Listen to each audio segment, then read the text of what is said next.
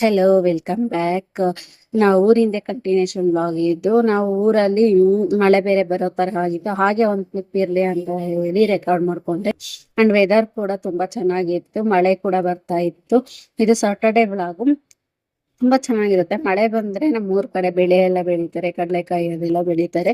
ತುಂಬಾ ಚೆನ್ನಾಗಿರುತ್ತೆ. ಅದೆಲ್ಲ ಬೆಳ್ಕೊಂಡ್ರೇನೆ ಮನೆಯಲ್ಲಿ ಕೊಂಡ್ಕೊಂಡ್ ತಿನ್ನೋ ಅಂತ ಅವಶ್ಯಕತೆ ಇರಲ್ಲ. ತುಂಬಾ ಚೆನ್ನಾಗಿ ಅನ್ಸುತ್ತೆ ಮನೆಯಲ್ಲೇನೆ ಬೆಳ್ದಿರೋ ತಿನ್ನೋದಕ್ಕೆ. ಅಂಡ್ ಅದೆಲ್ಲ ಆದ್ಮೇಲೆ ನಮ್ಮ ಪಾಪನ ಆಟ ಆಡಿಸ್ತಾ ಇದ್ರು, ನಮ್ಮ ಅಕ್ಕನ ಮಗಳು ಮತ್ತೆ ನಮ್ಮ ಅಕ್ಕನ ಮಗ.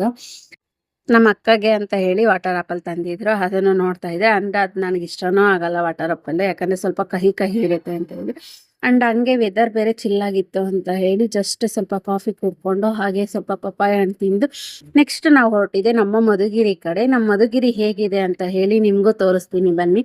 ಅಂಡ್ ನಮ್ಮ ಮಧುಗಿರಿಯಲ್ಲಿ ಏನಪ್ಪ ಫೇಮಸ್ ಅಂದ್ರೆ ಏಕಶಿಲಾ ಬೆಟ್ಟ ಅಂತಾನೆ ಇರುವಂತಹ ಒಂದು ಕಲ್ಲಿನಲ್ಲಿ ಇರುವಂತಹ ಬೆಟ್ಟ. ಅದು ಮಧುಗಿರಿಯಲ್ಲಿ ಫೇಮಸ್ ಅಂದ್ರೇನೆ ಏಕಶಿಲಾ ಬೆಟ್ಟ.